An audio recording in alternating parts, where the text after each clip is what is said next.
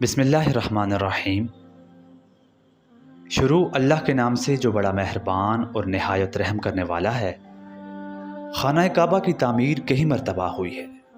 پہلی تعمیر فرشتوں نے کی، پھر حضرت آدم علیہ السلام نے اللہ کے حکم سے اسے دوبارہ تعمیر فرمایا۔ اس وقت 5 پہاڑوں کے پتھر استعمال ہوئے، جن میں کوہ لبنان، کوہ طور، کوہ زیتا، کوہ جودی اور کوہ ہرا شامل ہیں۔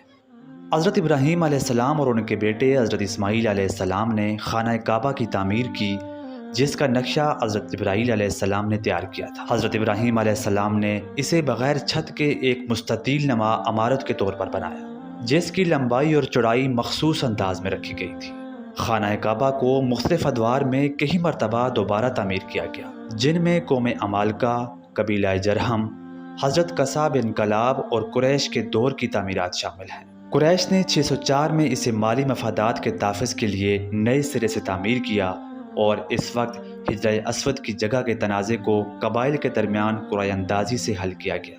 موجودہ خانہ کعبہ کی عمارت 398 سال پرانی ہے، جو 1040 میں بنی اور اس کی آخری بار 1996 میں مرمت ہوئی تھی۔